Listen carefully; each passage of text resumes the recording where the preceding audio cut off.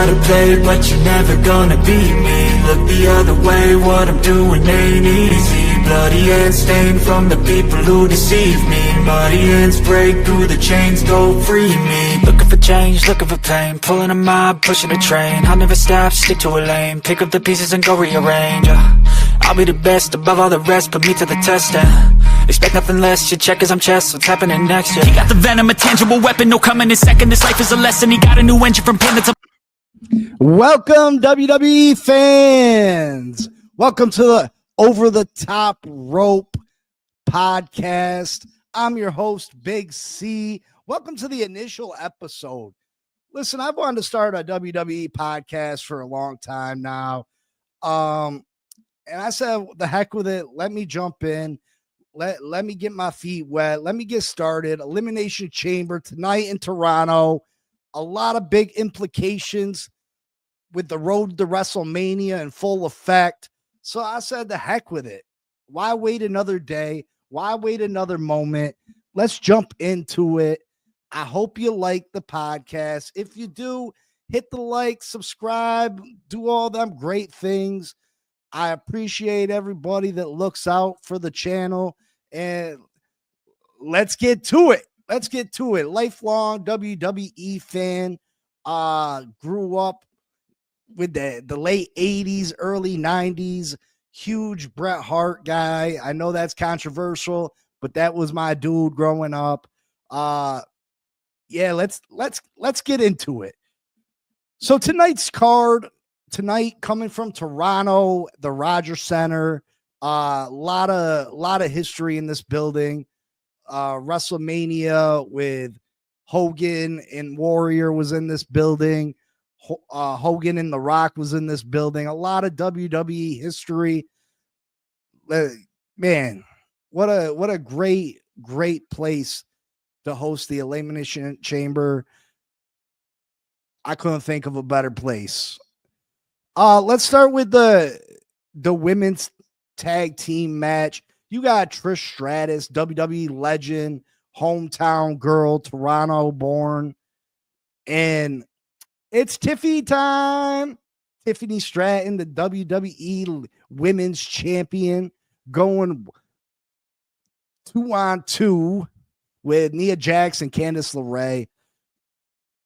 Listen, Nia Jax is that monster heel on the woman's side. I think WWE keeps her looking strong in this match. Candice LeRae is definitely going to take the pin, but yeah, you know that the hometown girls with Trish Stratus, WWE legend, and Tiffany Stratton, the WWE women's champion, they got to make Tiffy look strong going into WrestleMania, going up against Charlotte. The only swerve I could see possibly taking place, the only thing that could possibly change and make Nia and Candice LeRae win this match is if there's outside interference from the queen herself, Charlotte Flair. But if Charlotte doesn't interfere, this match is black and white. It's black and white.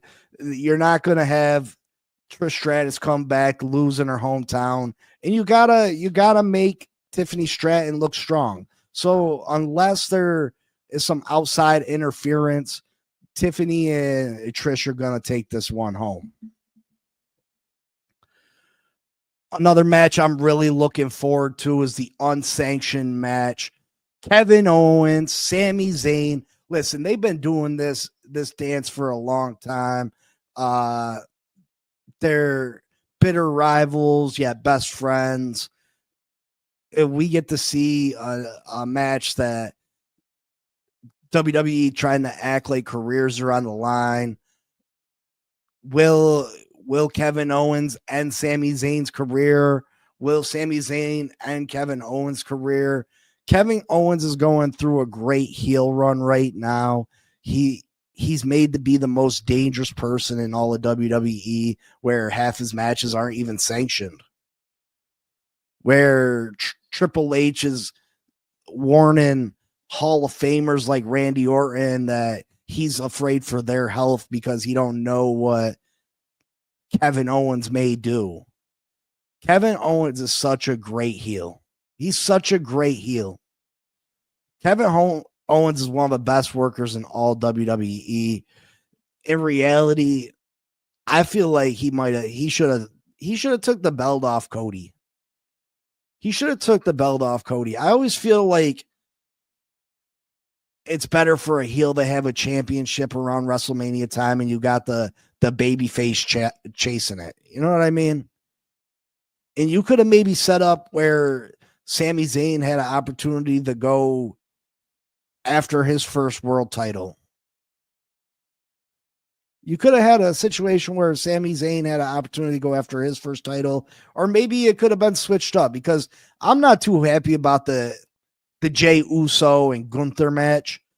We've seen that numerous times. I hated that they made that a match. I really wish Jey would have picked Cody, if anything, but you could have set it up where Jey tried to get some revenge for attacks on Cody, attacks on Sami, and it could have been Jey Uso attempting to take the title from Kevin Owens.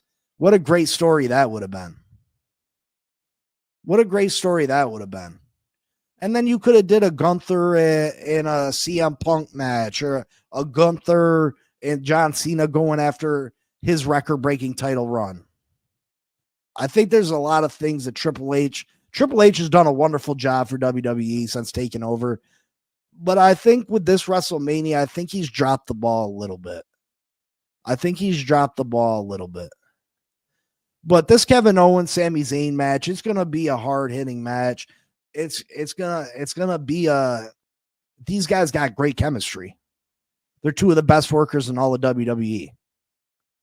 This is gonna be a hard-hitting, action-packed match. I could see Sami Zayn stealing the victory here, and then Kevin Owens just losing it. A post-match attack. He goes to hit the power driver, and all of a sudden, music hits. I hear voices in my head. They talk to me. Here comes Randy Orton. Randy Orton comes out.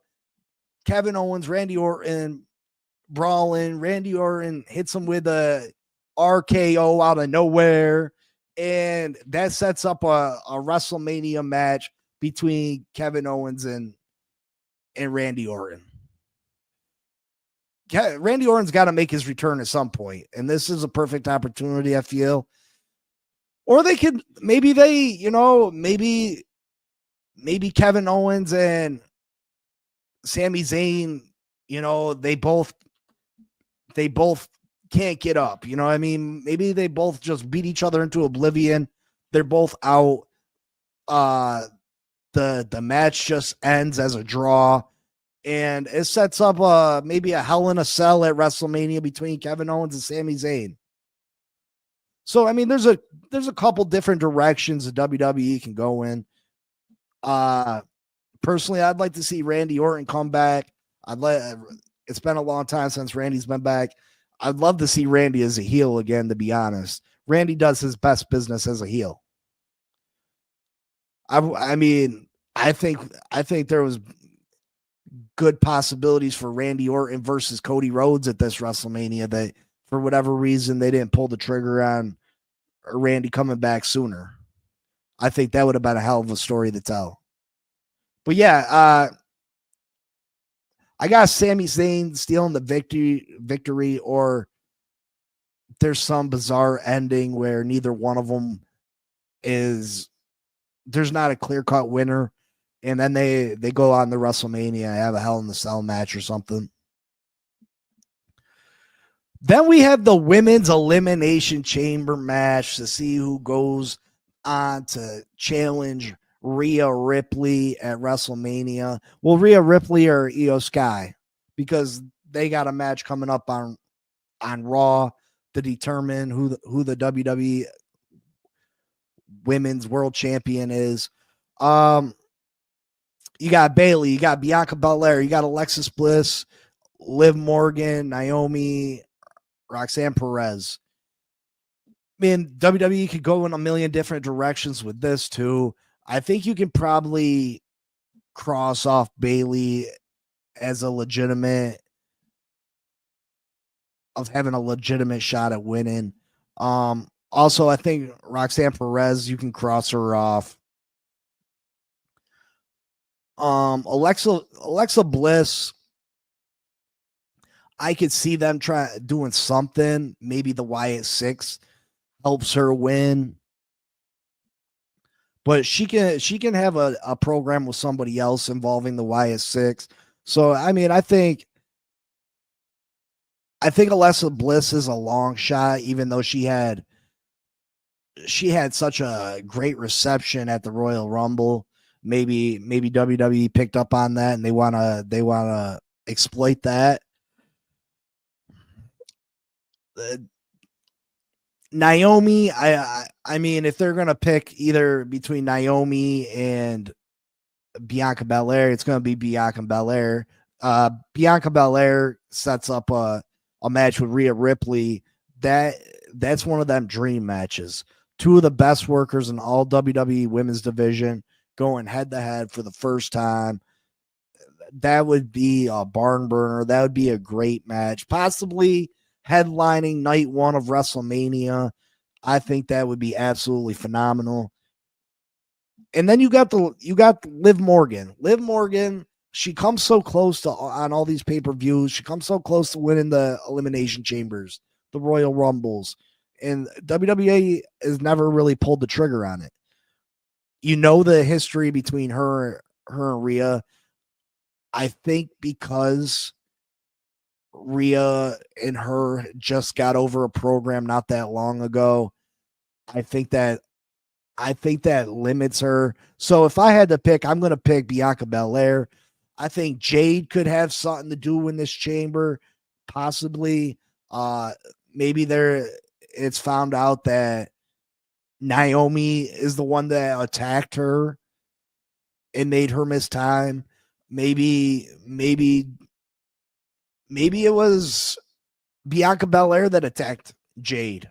Maybe she got jealous that she was getting so much hype. So I mean, WWE could go a bunch of different ways, but I think Bianca Belair wins and she goes on the WrestleMania the take on Rhea Ripley, and that's going to be a great game or a great match, possibly headlining night one of WrestleMania. Then you got the main event. You got the main event of the night. You got the men's elimination chamber match. You got Jake Paul, the Maverick. You got John Cena, his final time in Toronto, chasing that exclusive history-making last world championship before he calls it a career. You got CM Punk, who all the fans love. You got Seth Rollins, who is such a great worker. You got Damian Priest, to me, I mean, they're pushing him to be top, not top of the card. He's got great potential. I mean, but I don't know. I don't know. Damian Priest is a good worker. I mean, I like Damian Priest. I just don't know if I could see him beating the rest of the guys in this match. And then you got Drew McIntyre. You know, he's been on a they got him playing this crybaby heel right now. He blames everybody else for his downfalls. I don't think that he gets the victory. I think there's a good chance that Damian Priest gets the elimination on Drew McIntyre, and then Drew McIntyre maybe goes wild and just puts a whooping on Damian Priest and gets him eliminated, and that sets up a WrestleMania match between the two of them. Logan Paul, I think he's in this match mostly. Everybody else in this match is a former world champion. Logan Paul is going to bring the highlight reels to this match. He's going to do the high spot in this match. The like, oh my God, did you see that moment in this match?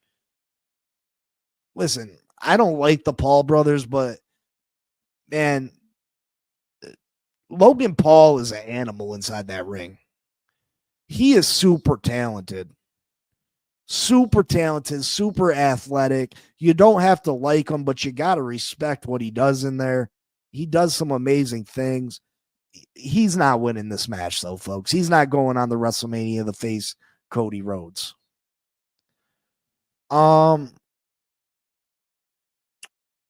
Seth Rollins. Seth Rollins got a date with the tribal chief.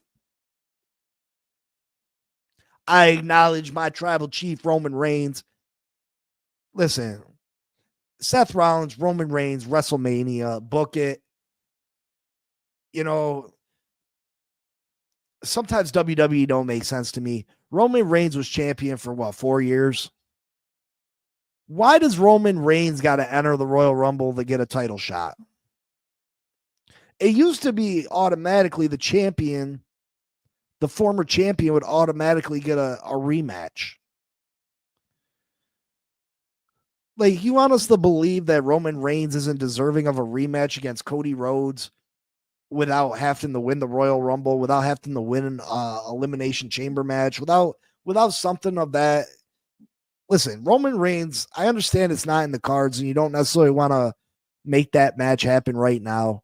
But Roman Reigns should have been given. It doesn't make sense that Roman Reigns wasn't given a title shot. It doesn't make sense that, listen, if you're keeping him away from the title, cool. But why enter him in the Royal Rumble then, acting like he's going for an opportunity to go for the title? It should just be a given that when Roman Reigns wants a title shot, Roman Reigns gets one. He was champion for 4 years. Champions, after you lose your belt, they're supposed to automatically get a rematch. But Seth Rollins, I think Roman's he's gonna get inside that cage.